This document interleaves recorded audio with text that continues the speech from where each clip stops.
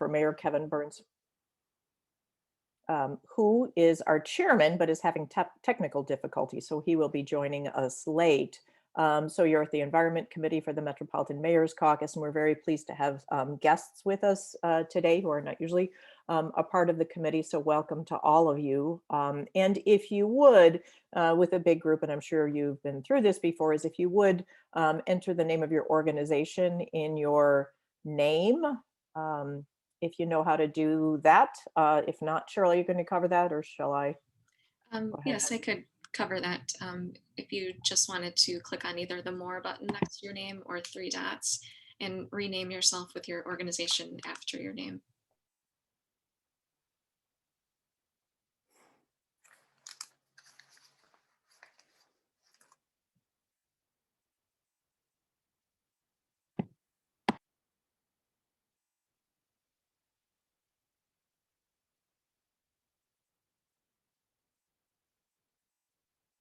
Welcome back, Sam.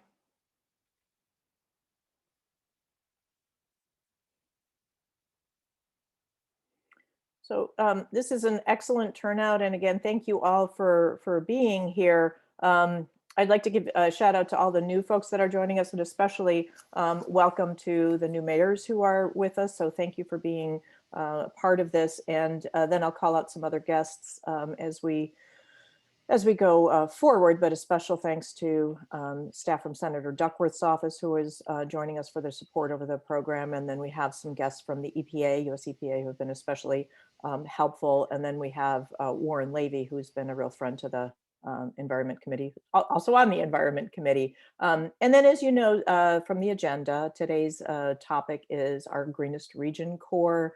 The Corps will be doing presentations on the work they've done over the past service year in service to our communities and host organizations around the region.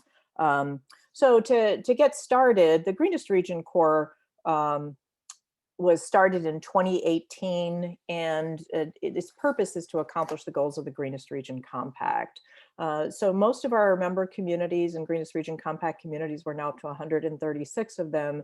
So we have a very small number of full-time sustainability staff or even part-time sustainability staff available to really get work done. The Greenest Region Compact lays out very clear goals, and then there's a GRC framework in order to address those goals. But the thing lacking, or had been lacking, was staff to get it done. And so in 2018, we partnered with the AmeriCorps program and leveraged AmeriCorps funding in partnership with host organizations who provide tremendous support to create the Greenest Region Corps. The inaugural Corps was 8 members. This year we started out with 12 members, and they are serving in communities around the region, which I'll let them tell you a little bit more about. The program is modeled after the Minnesota Green Corps, and the US EPA brought us the idea, and the Metropolitan Mayor's Caucus is the administrator for that program. And the purpose of the program is to pair enthusiastic volunteers, as you'll see in their presentations, with host organizations who, mostly municipalities, who are ready to get work done on the Greenest Region Compact. So before we turn it over to Corps members, I'd like to ask Cheryl to go over some basic housekeeping. Okay, thanks. Yeah, for anyone that joined late, just be sure to introduce yourself by way of putting your organization title after your name. You can do that by clicking on either a More button or 3 dots next to your name and adding your organization. And also, the meeting is being recorded, and it will be available on the Environment Committee webpage afterwards.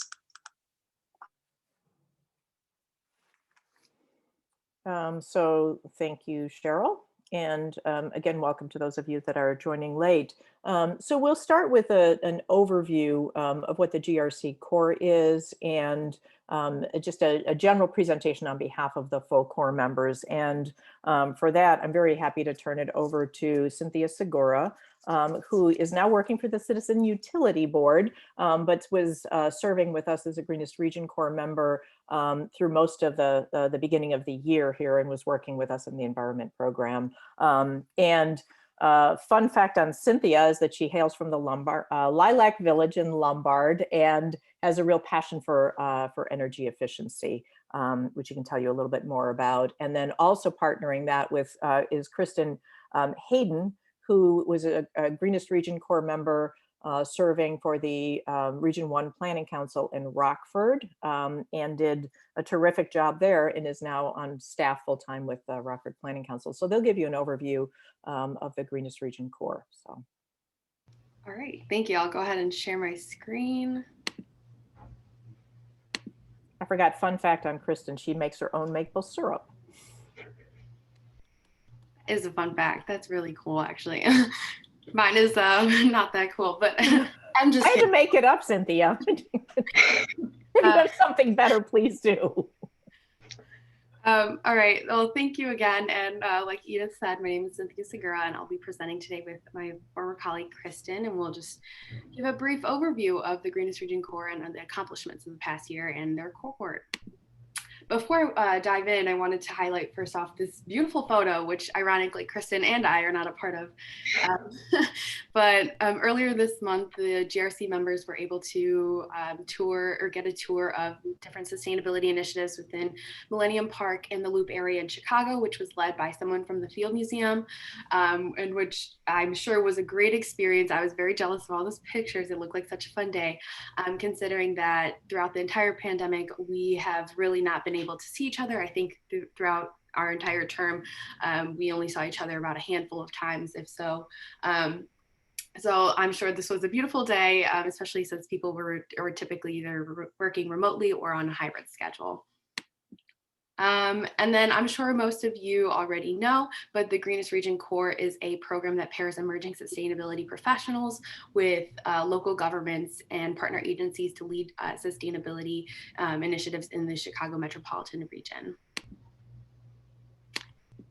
All right, so there are really three facets on how it works. So on a local scale, members work in a full-time capacity for about a year, which allows them to be fully immersed within their host site and basically all the challenges and the opportunities of that site in which they're placed. Members work with municipal staff and local elected officials to build capacity for local sustainability initiatives at their host site. And then on a regional level, although members are placed at their singular host site, the group, our Greenest Region Corps group, meets weekly to share knowledge and ideas and identify different knowledge gaps and training needed for the entire team. This builds community and it helps create a network of sustainability professionals that has persisted beyond the completion of the program. GRC alumni are frequently act as resources for current members. And to name for a few local agents or local organizations, GRCorps alumni now work at the City of Waukegan, the Village of Northbrook, Region 1 Planning Council, the DuPage Mayors and Managers Conference, and Kane County. Others have also gone to pursue graduate degrees, work in nonprofits, planning agencies, consultancies, and even teach. The program also works within leadership development. The Corps actually receives regular training from technical experts at the EPA, local government leaders, and partners from the University of Illinois in different topics relevant to their work, such as grant writing. This year, the Mayor's Caucus collaborated with Warren Levy and Holly Rosecrans from the University of Illinois to design a tree planting grant program to both provide support for municipalities and to create an opportunity for members to gain experience in applying and managing grant funds. Though this was harder during the COVID situation, Corps members have also traditionally attended and presented at regional conferences and professional events, which really allows them to build this strong network with other professionals in their field. And I should mention that the Greenest Region Corps is a program that has been running for the past 3 years. And within those past 3 years, 30 Greenest Region Corps members have served a population of nearly 6 million residents across the Chicago region. And as you can see in this map, indicated by the green star, is our GRC Corps host sites, in which you could see that there's quite a bit of spread here. And going beyond municipalities, counties and regional organizations have also hosted Greenest Region Corps members as well. This slide shows the two front pages of the Greenest Region Compact document. So if you aren't familiar with the compact, this is the way that municipalities within the program can break down the kinds of projects that they work on, sustainability projects, and get ideas and guidance for the next project to work on. So there are 49 high-level goals and hundreds of smaller ones that are sorted into these various categories that include climate and land. And we'll be highlighting projects in each category during this presentation. If you want to see the compact, it's on the Metropolitan Mayor's Caucus website. And the compact provides a metric to measure the Corps' progress towards local and regional goals. And here's a by the number breakdown of what GRCorps members have accomplished in the last 3 years since the program began. And there are a lot of numbers on this slide, so I wanted to highlight a couple of the major ones. I was really excited to see these particular numbers. So the 45,000 volunteer hours that have been contributed, 5 entire sustainability plans, and $300,000 in grant funds that are have been provided and brought forward by GRC members. And I was particularly excited by these because these are harder or longer projects that are more difficult to complete. So our members have really pushed work forward. And on the right is the breakdown of the 850 core projects by compact category. So as you can see, land, sustainable communities, and municipal operations have the largest number of projects, but every category has a lot of projects in it. And then this is the breakdown for just this past year. GRCorps members collectively addressed all 49 high-level goals of the GR Compact and met 257 unique sustainability objectives across each of the 10 categories. On the right, so the left has the same pie chart with how the projects were broken down, and again, land is one of the major ones, and the right has how it was broken down at each host site. And thanks to Katie Friedman for breaking these numbers down for us.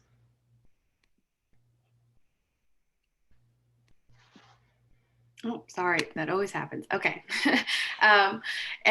Before we dive into individual GRC categories and projects, we just wanted to highlight that each member actually does work on a plethora of different categories and different projects. But for the purpose of this presentation, we really wanted to highlight one project from each host site in each GRC category. And then later on, we'll hear from 4 different members on in a more in-depth presentation of selected projects that they've worked on as well. And then also we could take a minute to appreciate this beautiful collage. I just love this collage. All right, our first GRC category is climate, in which we're highlighting Tessa's work at the Village of Northbrook. Tessa worked on Northbrook's Climate Action Plan. Initially, she helped coordinate meetings and take minutes for the Climate Action Planning team as they drafted the plan. And now Tessa's gathering public input online and through in-person events as well before it is presented to the board in late July. And so far, she has input from over 453 individuals. And the plan encompasses many aspects of sustainability by seeking to reduce Northbrook's carbon emissions and foster resiliency to the realities of climate change. The strategy that she is most personally excited about in the plan is to reduce and reimagine lawn space. Under the strategy are action items like updating the municipal code to explicitly allow native landscaping, increase pollinator gardens, and connectivity with native seed and plant giveaways, as well as promoting integrated pest management through partnerships with local mosquito abatement districts. Overall, Tessa appreciates how community-driven the process has been. And personally, I think public input from over 453 individuals is a testament to that community-driven process as well. And as you can see, there are 18 objectives that have been met in this GRC category, and 9 out of 10 host communities have addressed this GRC category as well. Next category is economic development, and the project highlighted here is one that Asia and Liam worked on at the City of Evanston. It's called Sustain Evanston, and this is something that was built on from previous projects. And in this category, you'll also hear later from Robin about her business recognition program. So this project was, as I said, building off previous work and creating 3 additional business categories for Sustain Evanston this year. And Liam and Asia have been going to different business districts each Thursday and to the Evanston Farmers Market on Saturdays to promote the program. There's that 45,000 hours of work. And they are pictured here with their intern when they went to the main Dempster Mile to promote Sustain Evanston. Within economic development, there have been 9 projects, and all 10 host communities have addressed this category. Our next GRC category is energy, where we're highlighting Natalie's work at the City of Highland Park, and she worked on a natural gas reduction education campaign. And for a bit of background, residential commercial sector natural gas usage is the largest opportunity for lowering Highland Park's greenhouse gas emissions. Natalie helped to start a partnership with North Shore Gas for residential natural gas reduction, for a natural gas reduction education campaign. They have held one webinar so far on saving energy and money, and by being more energy efficient, and have plans for summer engagements at farmers markets and another webinar in the fall to highlight utility incentives available for increasing energy efficiency in homes and businesses. And within this GRC category, there have been 28 objectives met, and 8 out of 10 host communities have addressed this GRC category as well. Next up is land, which I think you'll remember was the largest chunk in all of the pie chart breakdowns. So that was 68 projects across all 10 communities. And this one I was also honored to be a part of. Robin Grooms at Hawthorn Woods has been creating pollinator pocket projects in an attempt to spread model pollinator gardens across the entire village of Hawthorn Woods. The project involved designing and planting gardens in 22 traffic islands within the village by local volunteer groups, including the Greenest Region Corps in the pictures above. So this is a picture I'm actually in, finally. And yep, I already went over how many projects there were. All right, our next GRC category is leadership, in which I'll be talking a bit about the work that I did at the Metropolitan Mayor's Caucus. And, for a bit of background, I'm sure most of you know if you have attended previous Environment Committee meetings, but the Global Covenant of Mayors for Climate and Energy chose the Chicago region to be one of 4 regions in the US to demonstrate the power of regional and collaborative climate change planning in the US. And the Mayor's Caucus has since worked with the National Oceanic Atmospheric Administration, or NOAA, to create the 2021 Climate Action Plan for the Chicago region to empower municipalities in taking local and collaborative action to combat climate change. My role mostly involved creating and organizing appendices to track stakeholder engagement events, other plans referenced within the CAP, key partners, as well as assisting in finding graphics to use throughout the plan. And then within this GRC category, there were 11 objectives met, and it was addressed by 8 out of 10 host communities. Mobility is a sector that I worked on during my time in the GRC. And so with the R1 Planning Council, I worked on the Greenways plan right at the beginning of my time here with members of RPC from across different category or departments. This plan gives guidelines to everyone from policymakers to residents on how to support the creation and upkeep of greenways across 3 counties in the area. Greenways, if you don't already know, are long, thin strips of green space that provide accessible mobility, green space for people to use, and habitat for animals in our region. And this is one of several plans that we've created with the support of a variety of partners across the whole area. And this year we also added an interactive map and a website. Mobility had 21 projects this year, and 9 out of 10 host communities addressed it. Our next GRC category is municipal operations, in which we're highlighting Alex's work at the Village of Park Forest. Alex was tasked with finding a way to report all the different sustainability actions taken by the Village of Park Forest that sometimes go unnoticed by from departments other than the Office of Sustainability. He developed a tracking document for sustainability actions taken over the past 10 years, and it's organized according to the village's climate action resilience plans categories, as well as by department and year. This tracker also aims to complement the online platforms the village utilizes for energy and emissions reporting, such as Energy Star Portfolio Manager and ClearPath. Alex especially liked condensing the quantitative and qualitative data in a format that it easily summarizes accomplishments over the years, while also making it easier to search and extract data. Organizing the data helps to highlight the progress that the village has made and help identify areas in which more actions need to be taken. And within this GRC category, there were 23 objectives met, and all 10 host communities addressed this GRC category. Sustainable communities are also part of the compact, and this involves things like safety and culture. And the project that we're highlighting here is Jordan's project at Hazel Crest. So Jordan created, promoted, and analyzed Hazel Crest's Community Sustainability Survey. His favorite part of the project was empowering the community to tell the village what sustainable hazelcrest would look like. And you can see some of the results and breakdowns of that survey on the right and the immense amount of work that he did on this. Within sustainable communities, there were 28 projects and 10 out of 10 of the host communities addressed this. Our next GRC category is waste and recycling, in which we're highlighting Elaine's work at the Cook County Department of Environment and Sustainability. Elaine made several different educational resources for Cook County residents on the topic of waste reduction. The examples you see here are a video about on proper disposal of electronic waste and a flyer about reducing food waste. These materials, as well as other materials that Elaine made, are and will be shared on the Cook County website and or YouTube. And as you can see, there were 32 objectives met within this GRC category, and it was addressed by 8 out of 10 host communities. And last but not least is the water category. And this is another project that's built on former GRCorps member projects as well. And for this one, we're highlighting Robin Owis's work at Round Lake Beach.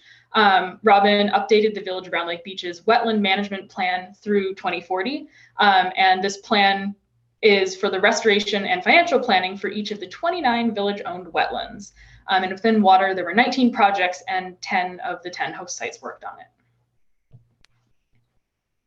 All right, that about sums it up. Thank you so much for listening, and we're here if you have any questions. And right there is also Kristen and my contact email.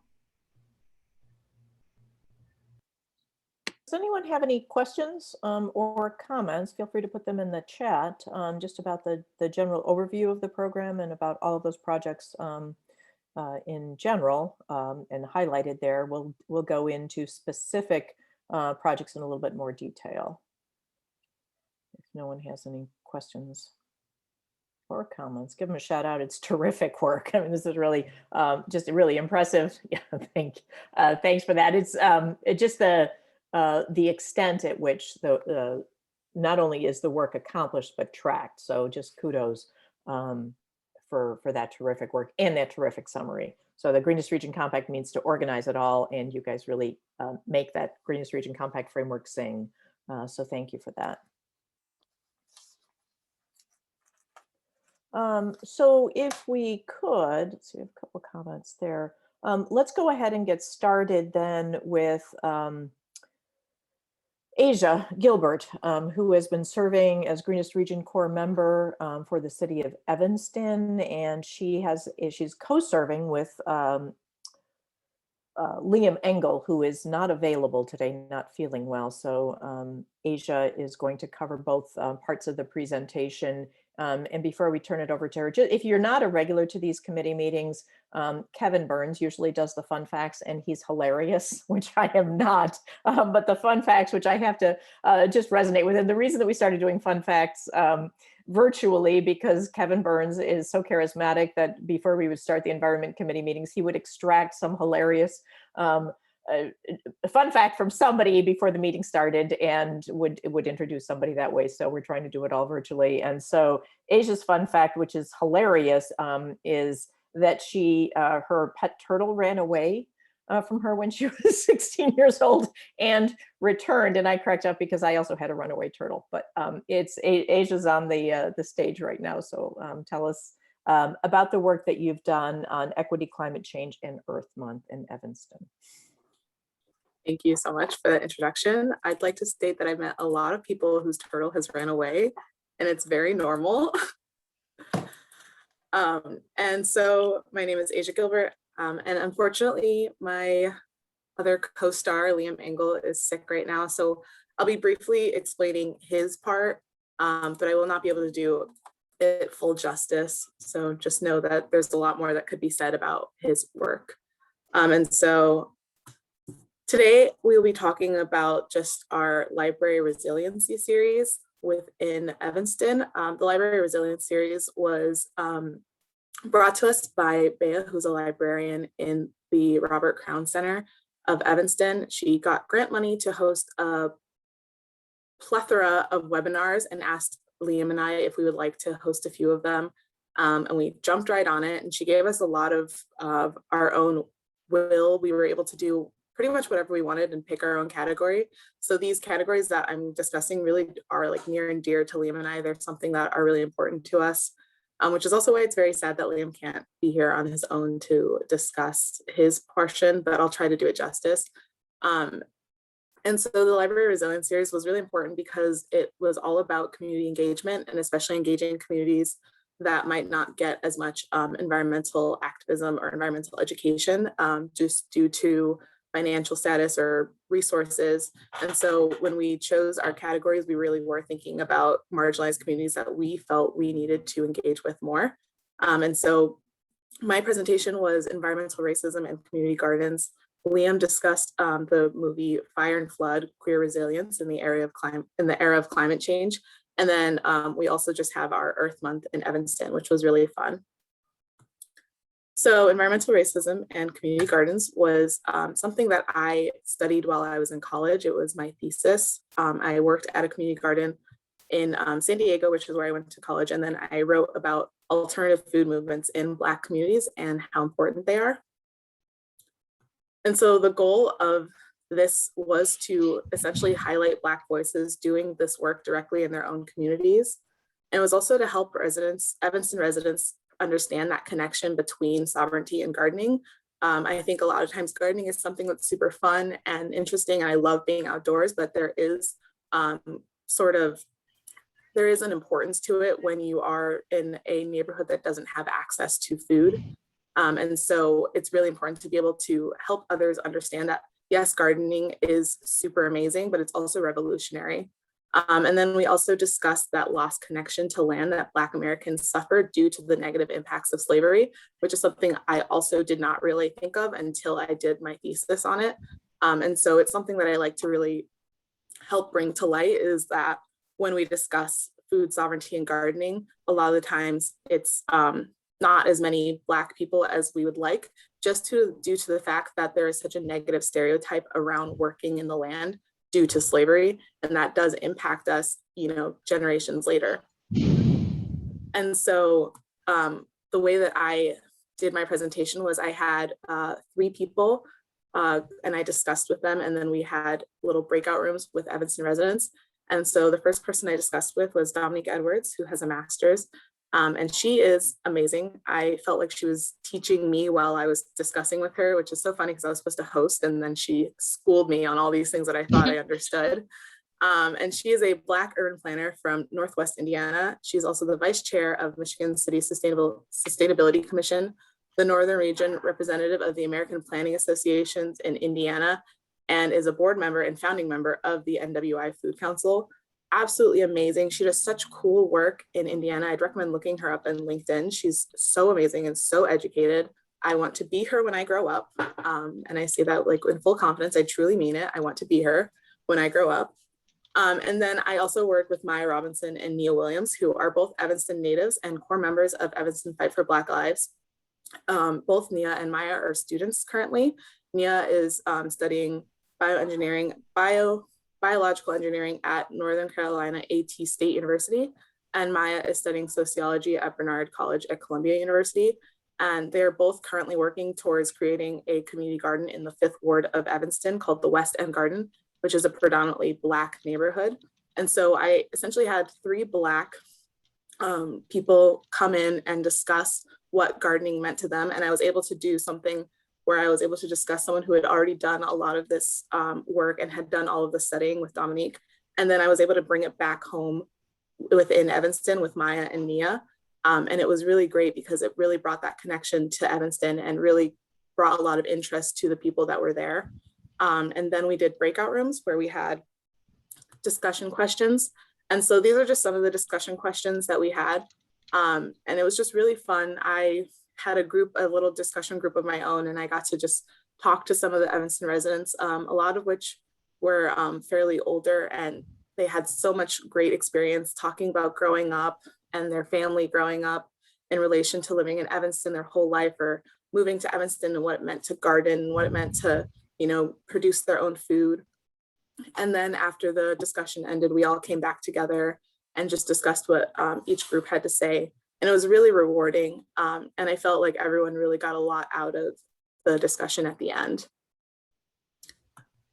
And now I'm going to go into what Liam discussed. Like I said, I was there, but I definitely do not have the words that he has to discuss how important this was. So we watched the film Fire and Flood, Queer Resilience in the era of climate change. Absolutely wonderful film. I recommend everyone watch it. It's free, I'm pretty sure. So we watched that as a group. And then once we were done, we had discussion questions, but Liam did a lot of work beforehand, other than just watching a movie. And so the focus of the movie was to focus on queer Indigenous perspectives, and then also to discuss the intersection of climate change and marginalized communities, and then also connect Evanston more closely to its Indigenous history. And Liam worked really closely with a lot of outside organizations in order to kind of bring this to light. He watched this film multiple times. He discussed with Indigenous communities to see like if his discussion questions were relevant. He wanted to make sure that everything he did was just absolutely amazing and was in no way offensive. And he worked really hard at doing that.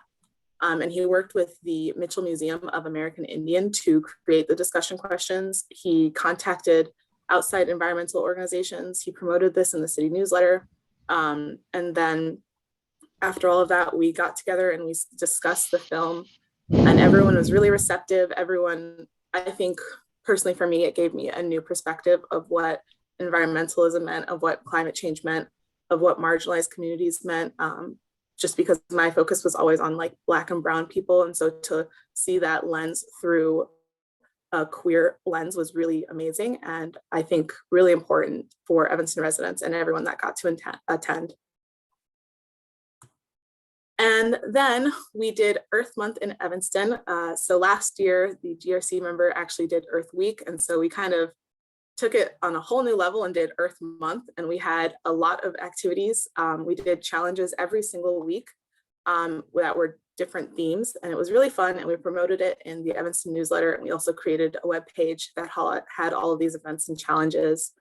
We just really encouraged all of the residents in Evanston to just really engage with Earth Month and think about their own ways that they can reduce their own personal emissions and just get outside and have fun and see the beauty of Evanston.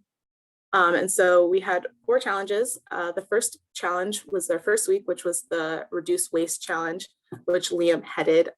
So he just kind of came up with a bunch of different ways that Evanston residents and employees could reduce their own personal waste. And so we posted this every single day, either on Twitter or Instagram or Facebook. And then it was also on our webpage that we had.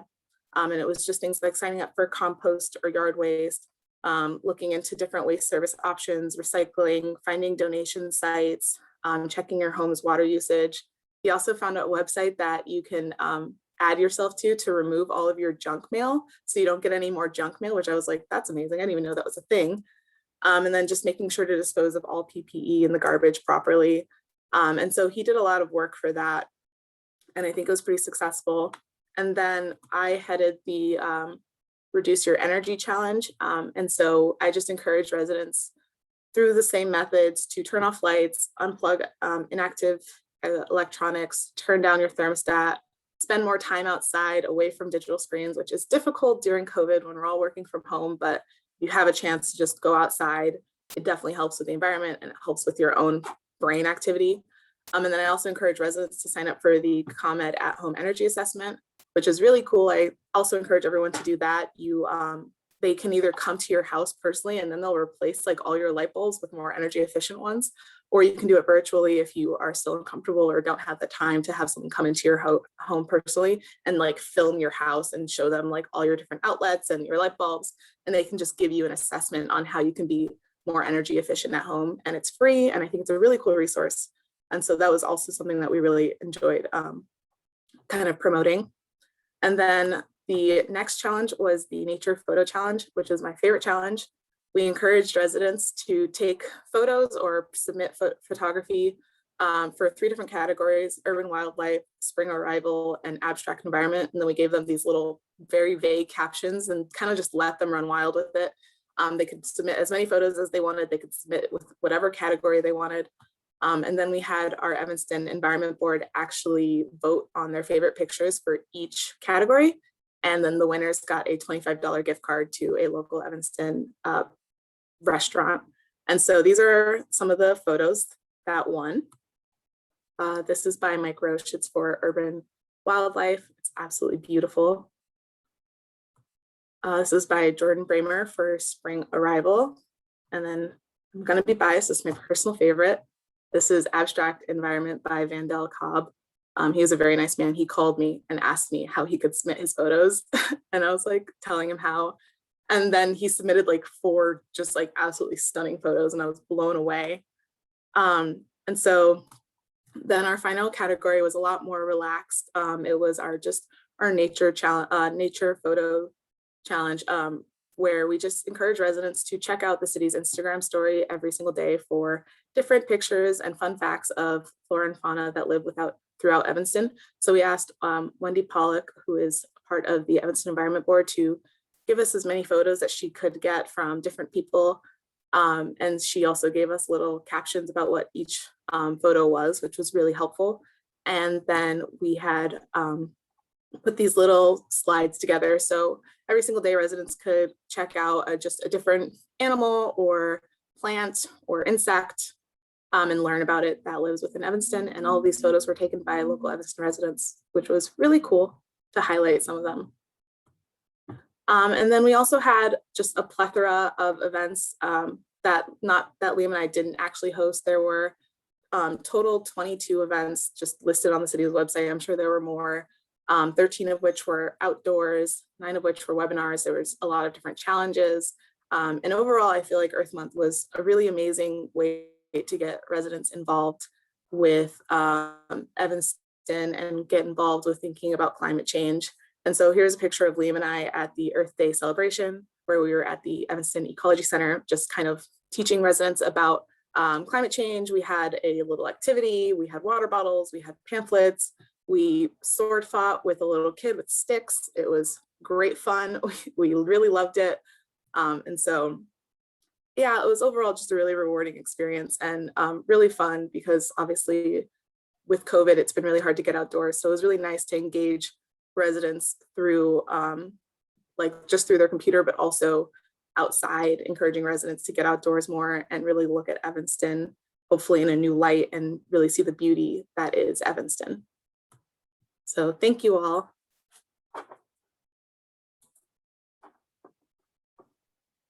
Any questions for Asia? I am very pleased with the comments in the chat. So thank you for all those compliments and good wishes there and praise. One thing that I want to do, we're getting some really nice shout outs from the host organizations, is before I move on, is just to say how important the host mentors are. So thank you to all that you host organizations have done. So, and with that, we'll go into our next presentation.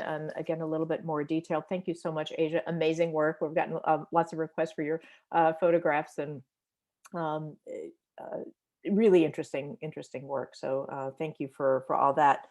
Next, Elaine Simon is going to talk about the work that she's done on the county's Brownfield redevelopment story map. Elaine is in service at Cook County, and there are some questions about hosting GRCorps members. Most served municipalities, other organizations can host, and so we've had Cook County and Lake County. We've had members in service at those 2 counties. So Elaine will give her presentation here in a minute, but she has 30 houseplants in her apartment. Don't know how big the apartment is, but hopefully we can see some from the background there on the screen. So Elaine. Thanks, Edith. Here's a plant right behind.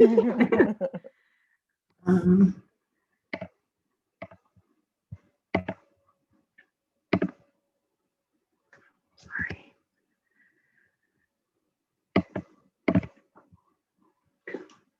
So as Edith said, my name is Elaine and I'm the Greenest Region Corps member at the Cook County Department of Environment and Sustainability.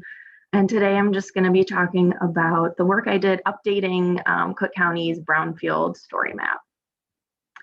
So just a quick overview of what I'm going to go through. I'm just going to quickly talk about what a brownfield is, kind of a snapshot of brownfield assessment in Cook County, what the current map looked, current/previous map looked like, and then the update and kind of the process that I went through for updating the map, and show you what it looks like now, and then some ways that I think the map could be used, and a quick conclusion.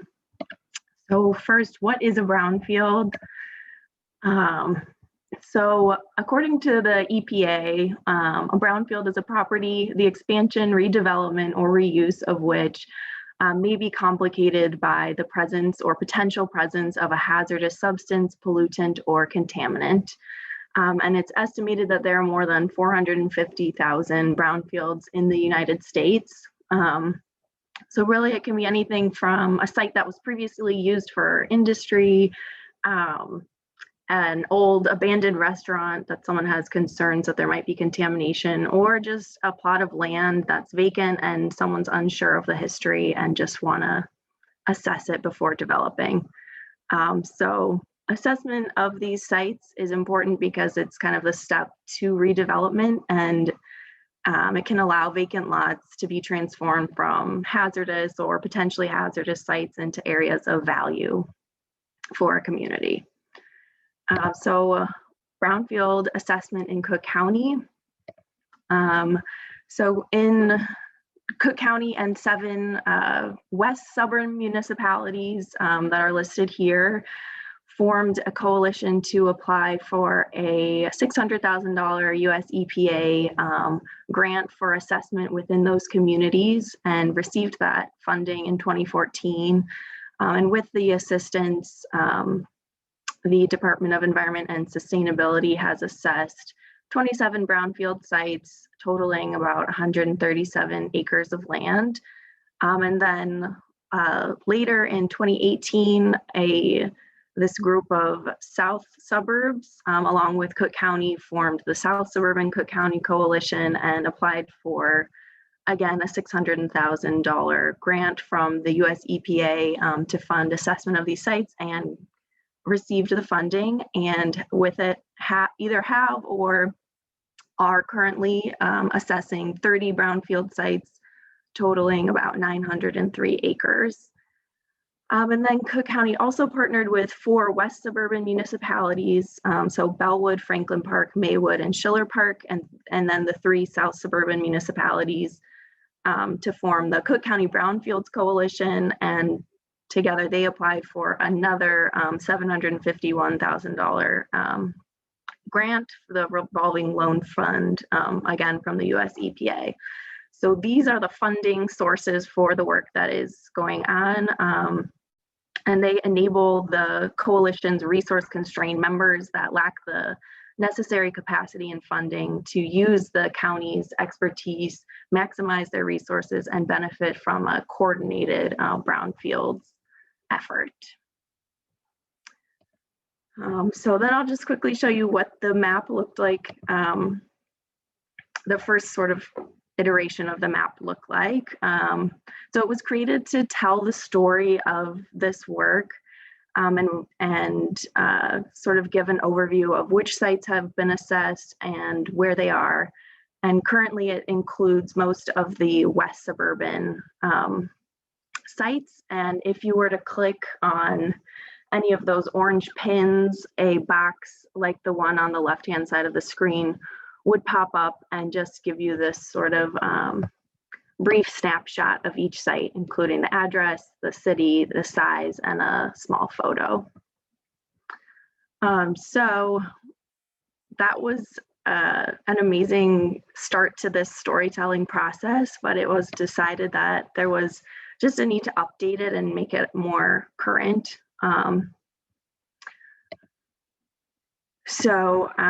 The reasons for that were that there were additional sites in the west suburbs that had been assessed. These south suburbs had not yet been included on the map. And then we just saw the opportunity for a little bit more storytelling about each site.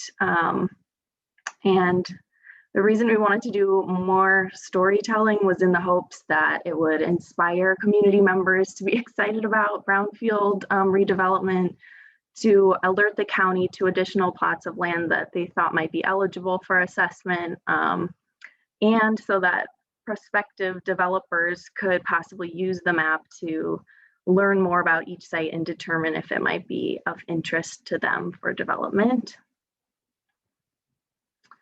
So the first step in my update process was gathering information from each municipality. So I reached out to them via email and just asked about current site use, current site ownership, if there were any plans for development in the works, what the community was thinking about the development, and that sort of just general information. I asked if there were any tidbits they wanted to share, and you can see Scott Bernacki, the village planner at Schiller Park, got back to me about the site that you can see the photo of here. And he said the former shuttered restaurant and community staple Rogs has been livened up into a family style restaurant, Chaser Sports Bar and Grill, to grab a bite and watch the game. Full commercial renovation with improved outdoor seating area was performed. So that's just a kind of snapshot of the kind of responses I got from municipalities. And then I gathered several pieces of information just from within the county, my colleagues that I got to work with on this.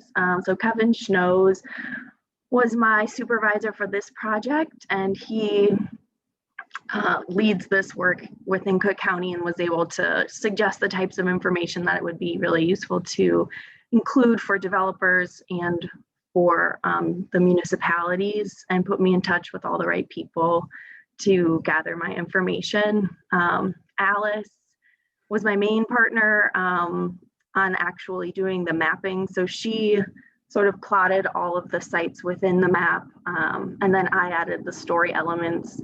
And she was super patient with me and taught me the basics of GIS, which I hadn't used before.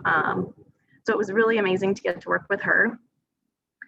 And then Mohammed from the Department of Planning and Development, he let me know about the Lincoln 394 Enterprise Zone, which is designed to stimulate economic growth and neighborhood revitalization in key opportunity areas, including the 3 south suburbs, Chicago Heights, Ford Heights, and Sauk Village that had applied for this grant funding. So the concept of these zones is that reducing government regulation and taxation in economically depressed areas can stimulate local investment that otherwise would not occur. So we together decided that including this on the map would potentially be of interest and be enticing to potential developers of these sites. And then finally, Cecilia from the Department of Transportation helped me with identifying the transportation assets of each site, which is especially important for those brownfield sites that might be developed or bought by a group that would need access for large vehicles, trucks, if they were going to be opening up a logistics center and needed to do lots of shipping, so things like that. So she helped me get all the transportation assets included in the map. And then I worked with our environmental assessment consultant, Weaver Consultants. So Cook County doesn't do the actual assessments ourselves. So we have this consultant group who actually goes out and takes the photos and does the site analysis, and they put together these reports for each site, which were extremely helpful for me putting this map together. And then I also just included a photo. Their team had shape files for the actual outlines of each site, which was, again, really useful. I was able to just pass that along to Alice. So she didn't have to go through the work of drawing all the lines of the site outlines. She was just able to kind of upload this onto our map. And then finally, there were a couple things that I just looked up on my own. So using municipal websites, I tracked down the zoning information for each site, just using the zoning maps that I found there and kind of locating each site within. I found flood zone information, and then there were a few sites that weren't able to provide updated photos. So I just kind of did screenshots of Google Street View for those. So that takes me to the final-ish product. And I put the ish there just because we're still adding the last few details, like PIN numbers for each site and transferring everything to the GIS database so it can be published. But basically it's finished. This is what the West Suburban tab on the map looks like. So you can see on the left, we now have a box for each site with a photo and the address. And if you click on those, it pops up with a lot more information, which I'll show you in a second. And this is similar idea. This is what the South Suburban tab looks like. And again, there's just sort of a bigger focus on the photo of the site with the addresses listed. So this is an example of if you were to click on one of those boxes, the sort of information that will pop up. And this is an example of a site that had actual contamination. So it had a past use of as a gas station, auto repair facility, car wash, and potentially a junkyard. And there was actual contamination found on this site, which you could see more detail about if you were to click the executive summary link. But there was a presence of subsurface impacts associated with historic use as a gas station. And there are underground storage tanks, and there was a leaking underground storage tank found. So you could see from this site there was actual contamination. And then this was an example of one where there was perceived contamination, so an assessment was still done. But this property was formerly home to a bowling alley and a community bar and restaurant. And the environmental site assessment that was done revealed no evidence of recognized environmental conditions. And this site has actually been purchased by a development group and is being developed into senior homes. So that's exciting. And just another tidbit, I was able to find a news story about this site. So I included that on the map, and wherever I could find something about one of the sites in the news, I did link to it just for the sake of the story. And then I just wanted to mention that as time goes on, these sites are going to continue to change and new sites will be added to the list, we are hoping, and the department hopes to treat this map kind of like a living document and update it regularly so it stays current. So yeah, I'm hopeful that the county and its municipalities can use the map to expand brownfield assessment and redevelopment, and take contaminated spaces that otherwise would have been a detriment and turn them into something useful. So if anyone wants to learn more or has suggestions for properties to assess, definitely get in touch with the department. And then just quickly, what I see as the applications of the map. One, marketing these sites. So this is an example in Sauk Village.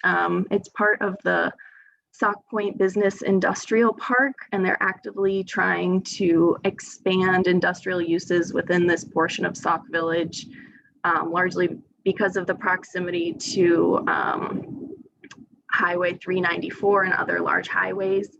So in my mind, Sauk Village could link to the story map on their website to promote the site to developers or send it to anyone who was maybe interested in the site.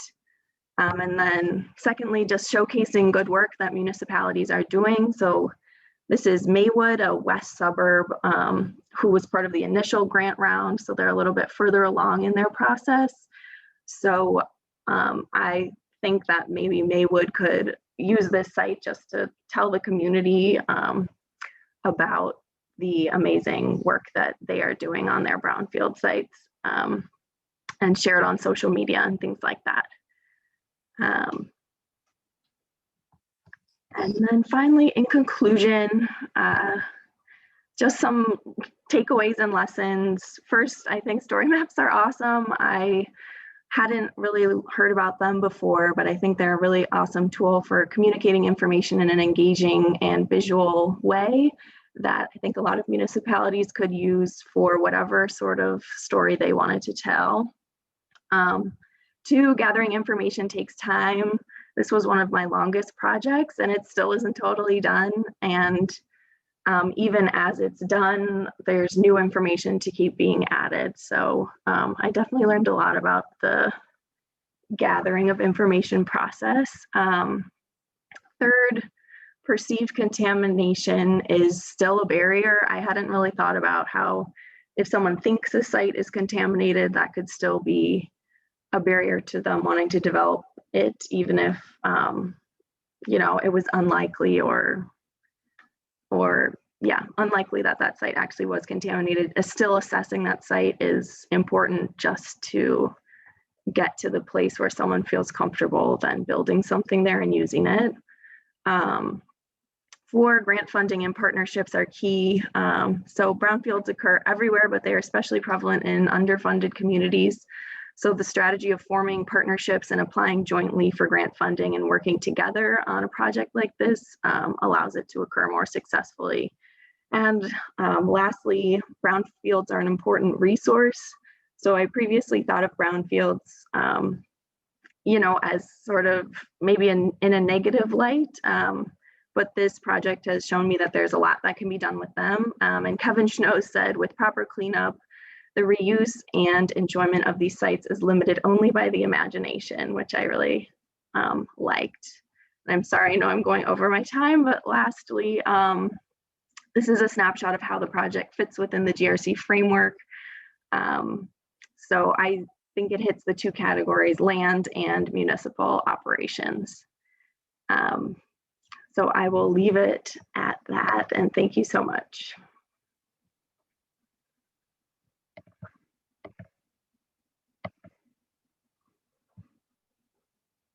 Terrific work, Elaine, and thank you, Sarah, and to the folks at Cook County for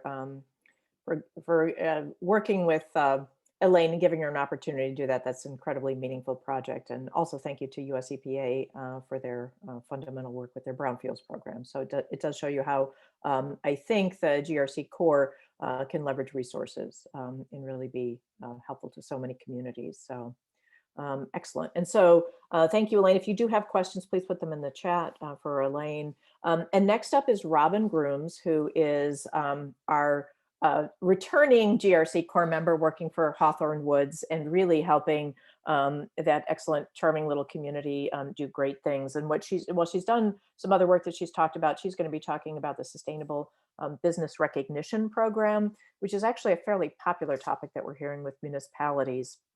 And let's see, we don't have a fun fact on Robin, but I know that she's super passionate about growing things, so she might just sneak some of that in there. But if you will. Yeah, Edith, I raise bees in my backyard. There we go. Amateur Yep. beekeeper, which is really fun because it's Pollinator Week this week. Happy National Pollinator Week, everyone.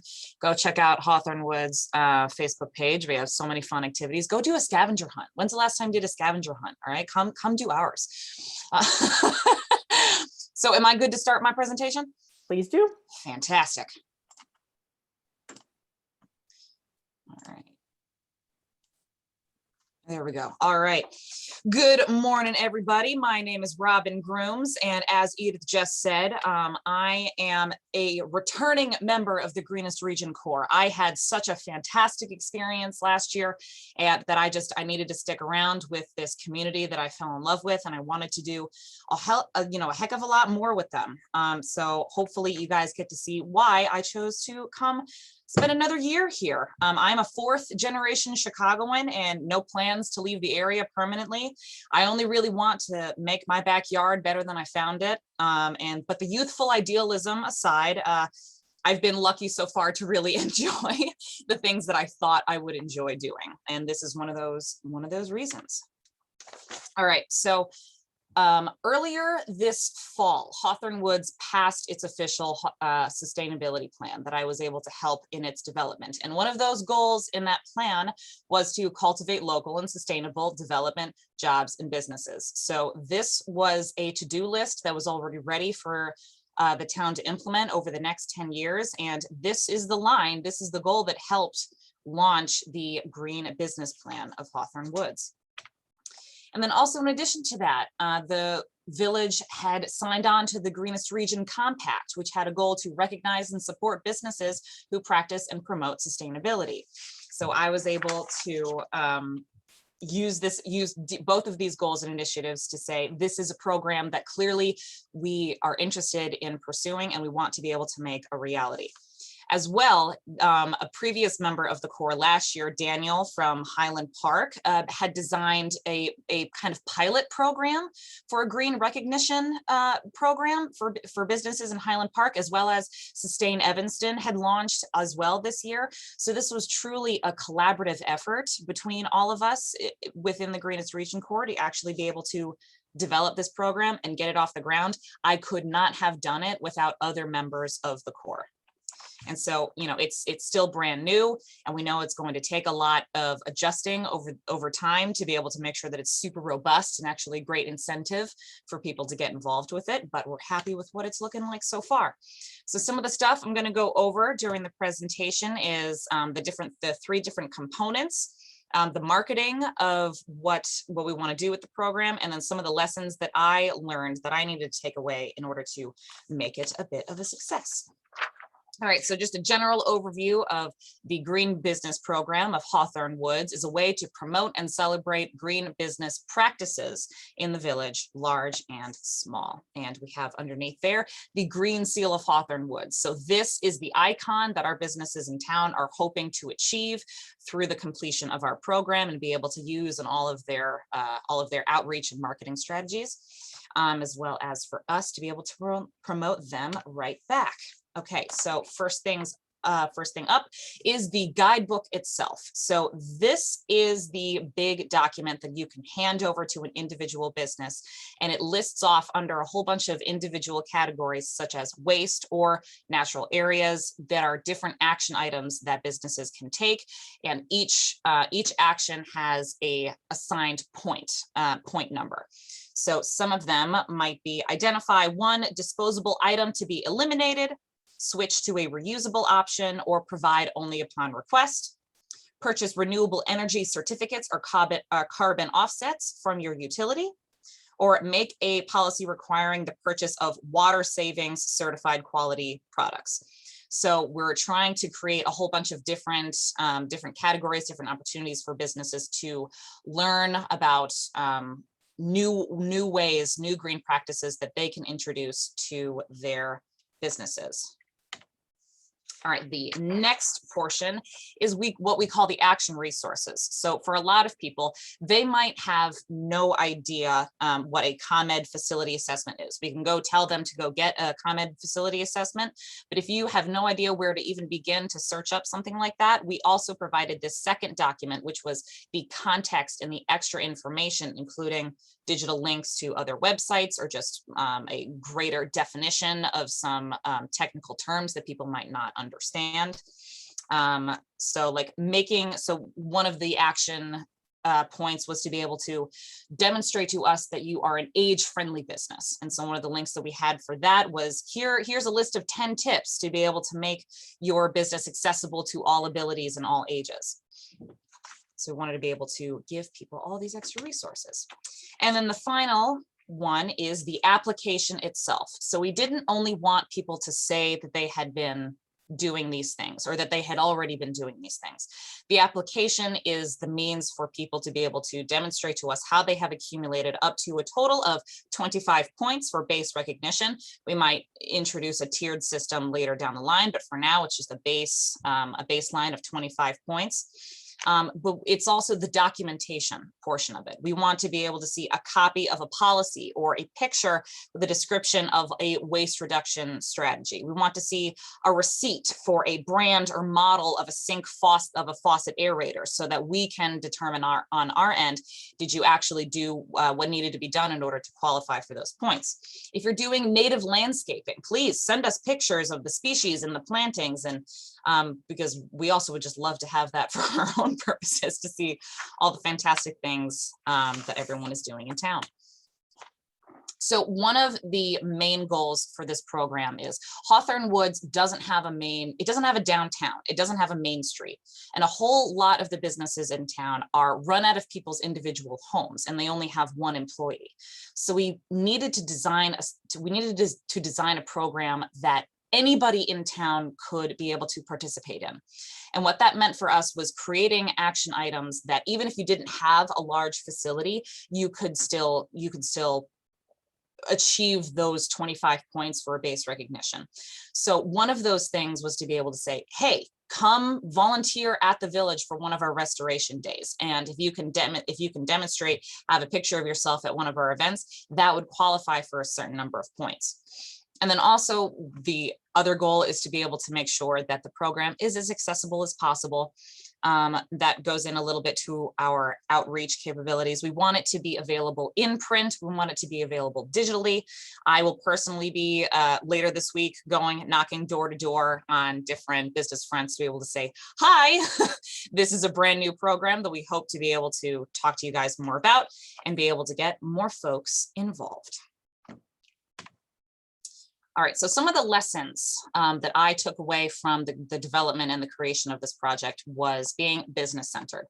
I think a lot of us here in the GRC, we're environmental people. You know, I don't know how many of us took many business classes during college. I know I didn't take a whole lot of them. But this was one of the first times that I needed to think about appealing to a business community, while not within that business community. So there's multiple pages within the guidebook and the action resources talking about what are the benefits of greening your business from their perspective, talking about things about attracting customers, about saving money, about differentiating from competition. And then cost-wise, I work for a municipality that just went through a pandemic. As such, the budget for creating and maintaining a program like this is pretty much close to nothing. So I needed to find a way to reward those who came into this program, who wanted to participate in this program without spending much at all. So I needed to find ways to promote. I wanted to be able to pass out certificates, come to a village board meeting, shake the mayor's hand, get a signature to be able to display things proudly. We have our own official web page where they can be shown permanently on our site as being a green business within Hawthorn Woods. Then outreach, I talked a little bit about that before, how to actually get people to care. When Hawthorn Woods first did its Garden of the Month program, practically nobody did it until the first few people started getting involved. And that I had learned from that is I only need to get a few people through the door in order for other people to actually start wanting to be a part. And then the fourth lesson was, it was about responsibility. This is a program, this is a very small village. We are less than 10,000 people live in Hawthorn Woods, and I needed to make something that could be done entirely through myself. I needed to create something that I could completely explain, something that I could defend, and something that I could pretty much run by myself. I'm sticking around with Hawthorn Woods when I go off to start my master's program in the fall. And I needed to create something that I myself and the village could find sustainable to run. But yeah, so at the end of the day, this program is really just about creating ways to incentivize green business practices across the board. We know that so many people are doing fantastic things within the village, and we wanted to be able to recognize those and promote the things that we wanted to see while being really mutually beneficial. There's a really big focus right now on inviting new businesses into our community, and we feel that this was a really good way to start to do that. So yeah, so that is the Green Business Program of Hawthorn Woods. Thank you all so much. Excellent, Robin. Thank you. Thank you for we always say enthusiastic volunteers, and you can see why. So very creative work there on the business program. We've had a couple of requests for your guidebook, and so you can share that. Cheryl, we can put that on the Environment Committee website. Would that be okay, as well as the presentations? So. And you can access, if you didn't know that, Cheryl just put in the link for the Environment Committee page. And if you weren't aware, you can always get the old agendas and presentations at that location. Any other questions for the speakers on their programs? So next, Katie and I will talk a little bit about the program overview, not overview, but I guess the operations and what that's like, how it works, and how you can get involved, and then what we've kind of been through this year. So how's my screen sharing?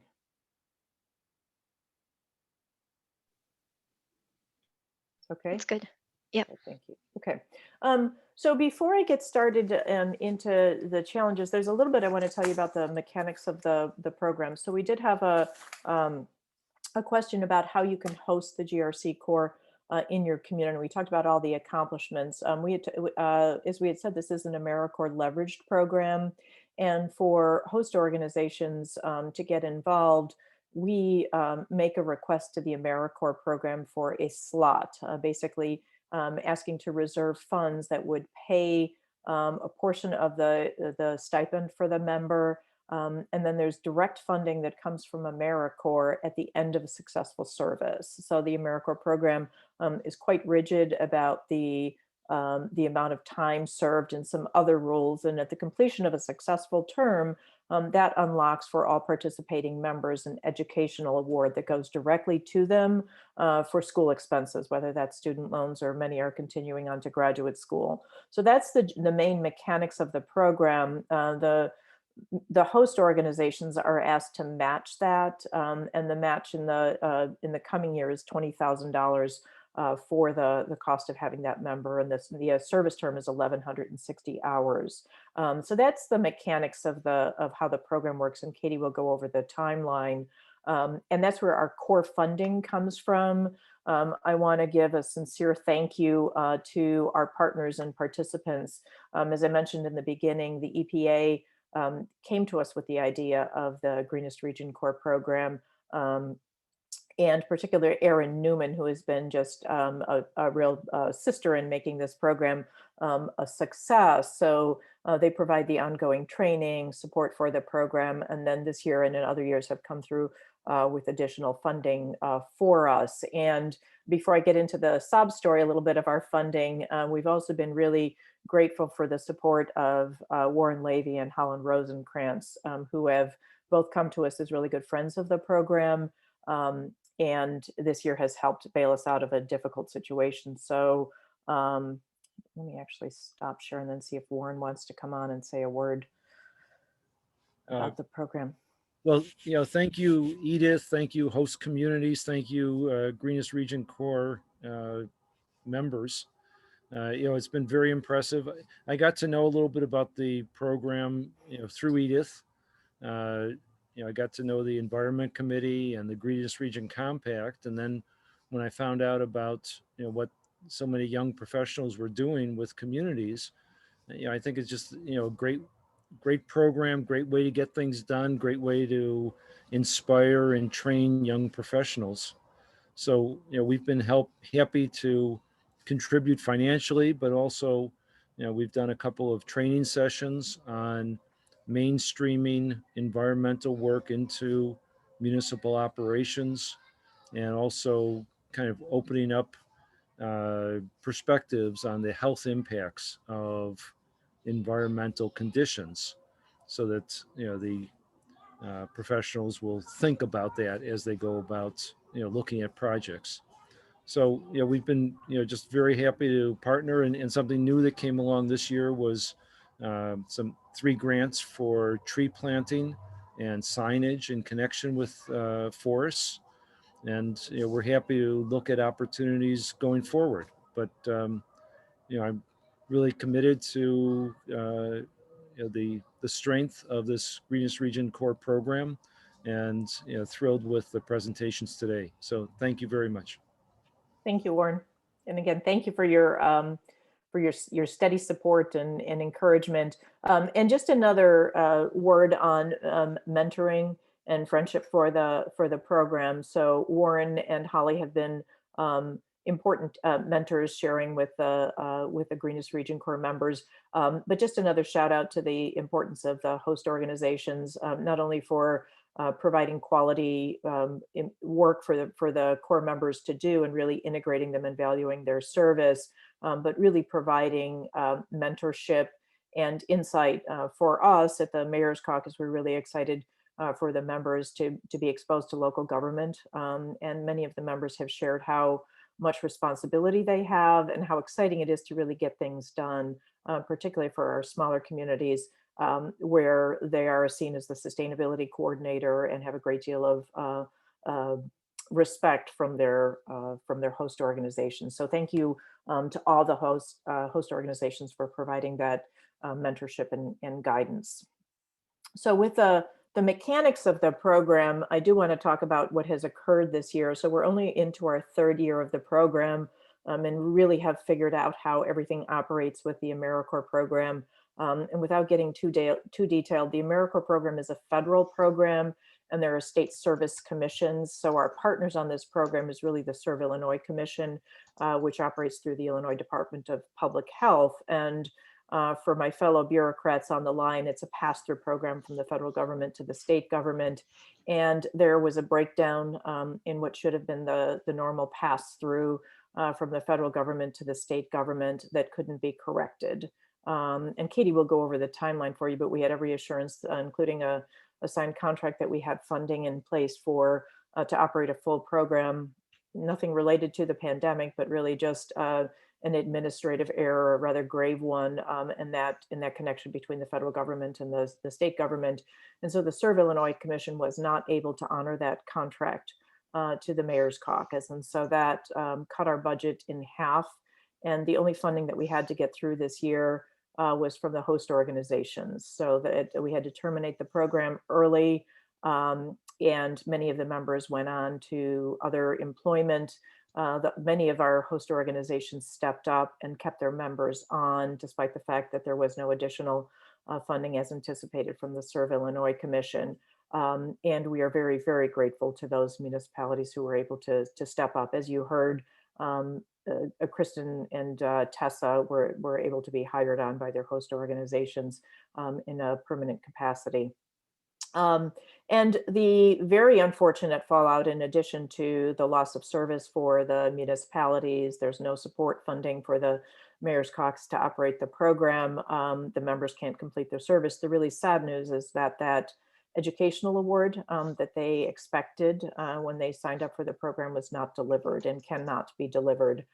So we have the members on their own have set up a GoFundMe page to try to recover that. They are expecting $6,195 each for their amount of service. And we have quite a ways to go on the GoFundMe page. So if you're interested in helping out these members pay off some of the student loans or move on to graduate school, we certainly welcome your contributions.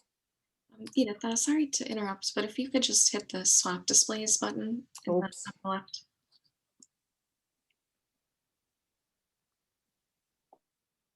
Thank you.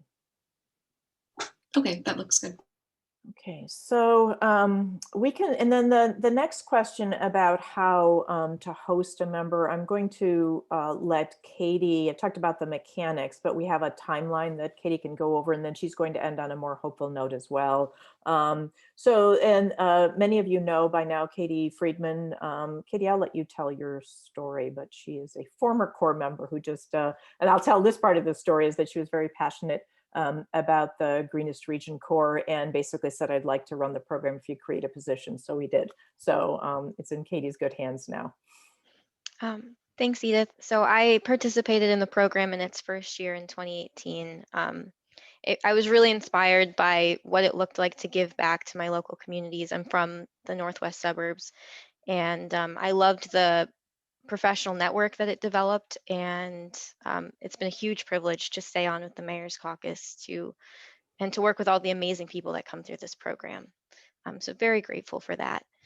And the other thing I'll say before I go into the timeline is, as Edith mentioned, it's been a really challenging year, but what's been really heartwarming is seeing how the community has come together to still help our program function, whether it's the host sites that were able to hire their members, Warren and Holly contributing to help us run the program a little bit longer, and even just the individual donors just looking through the list, some of them are just residents in some of the communities that our members have served. So I think it really speaks to the program's ability to give back to the region and the value that it's given in just 3 years.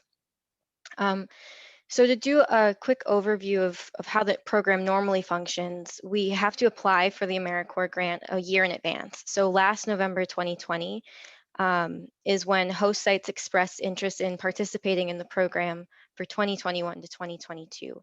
And we were really proud to have gotten 23 communities express interest, which would double the size of our program. We ultimately applied for 20 positions with the hopes of growing our program in the future year.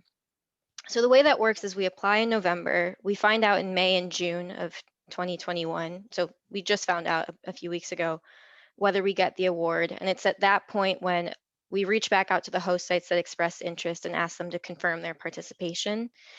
And normally during the summer, so starting around now, is when we would start the recruitment and hiring process for new members.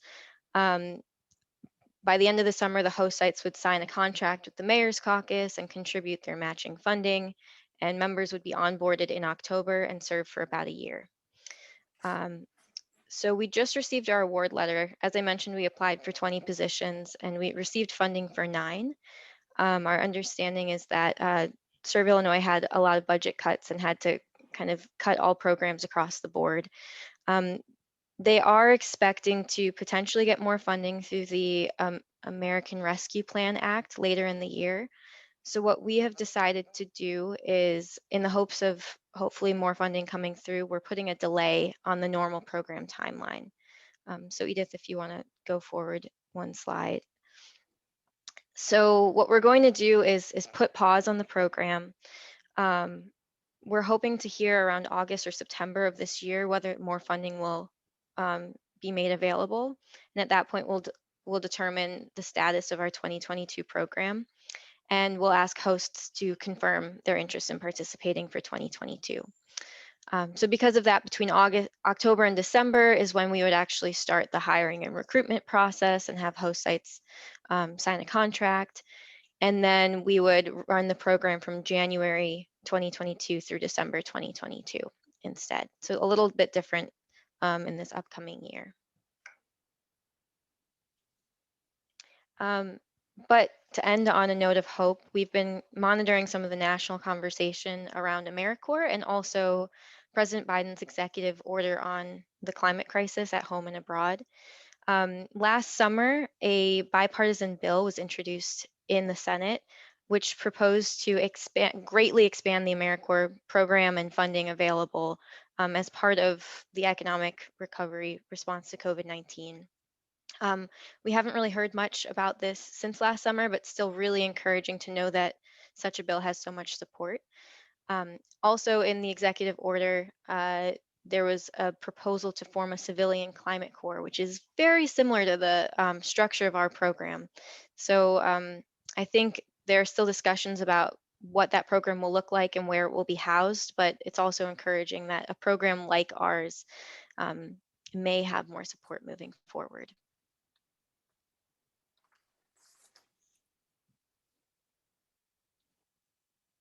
And thank you, everyone. This is Cynthia pointed out the collage earlier, but these are all pictures of this year's Corps that we're able to get together and get in person within like the last month. So also heartwarming that the Corps is still very much together and has still had a valuable experience despite the challenges we faced with funding.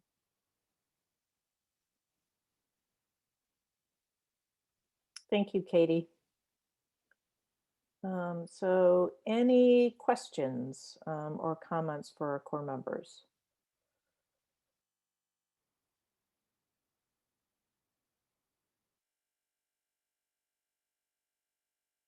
In the chat, or if you'd like to take your, you can even, I think we have enough time if you wanted to ask any question directly.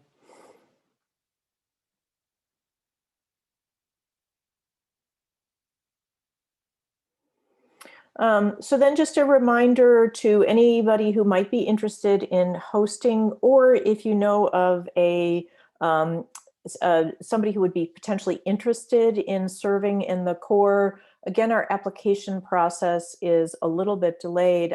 If you've been really impressed with our core members, I hope you have. You should know that the process is quite competitive this year. The core members were selected from 100 applicants for the 12 positions that we had, and the fact that they've gone on to terrific work, actually for all the core members, because Jordan's online too, now working for Congressman Kelly. So for all the core members, if you would just introduce, if you're on the line, please now introduce yourself individually, say where you're working, and then what you'd like to do, I think would be a really neat way to end if you've gone on to another job or if you're looking for one. So again, we're incredibly proud of the core members. We will be putting out an application. We do have that that go through AmeriCorps channels, and the host organizations are asked to do the recruiting as well. So it's a great opportunity if you have somebody who's either looking to get started in their career, or we've had some career changers that have been a part of the team. So welcome applicants. While this year's funding looks a little uncertain, we will go ahead and apply for another round of funding for service in 2022. They usually, AmeriCorps Serve Illinois puts out a call for projects in October, November, and we will be applying again. So if you're interested, you have some time to think about that. But just to go over the timeline that Katie shared, while we ask you if you'd like to be a part of our application in November, we don't ask you to commit to that or sign an agreement or pay anything until the following, usually it's August. So you have time to get that approved through your budget. So think about whether or not that's an appropriate thing for your community. We also have had approaches about sharing. So if $20,000 in a full-time member for 11 months is more than you think you need, we do have 3 communities in the Fox River Valley, the Tri-Cities, that are sharing a member, and that has worked in the past. So we've opened up to some not-for-profit groups, and well, as long as the project that you're doing serves municipalities. So reach out to Katie or I if you have any specific questions on participating in future years. And then I will close. So again, thank you for the kudos in the conversation there. It really means a lot to our core members, and then to us, to know that the program is appreciated. And in closing, I just wanted to let you know that the climate action plan for the region, which we've been working on for nearly 2 years now, is expected to be finished and posted on our website tomorrow. Our next Environment Committee meeting, then we will invite you all to the launch event for that, which is July 13th. It is noon to 1:30. It's a virtual event, and it is being hosted by our friends at the Metropolitan Planning Council. And Cheryl just put that in the chat. So we're really proud. We will have one of our Greenest Region Corps members who served in Waukegan as a guest speaker, joining Lori Lightfoot, Congressman Foster, Congressman Sean Casten, a representative of the European Commission who's been a partner with us on the Global Covenant of Mayors, as well as myself and my colleague from NOAA who will be participating, and then Alex Manella from the City of Aurora is also a guest speaker. So we're really happy to unveil that. When that should be tomorrow, you should get an email for everybody in the Greenest Region Compact communities and throughout our mailing list, and everyone is welcome to attend that event. So thank you very much for participating and being with us at the Environment Committee meeting today. And thank you to all the core members for your outstanding work, the host organizations, and our friends and allies for supporting us in this rather challenging year, and for supporting and encouraging the core members. Thank you.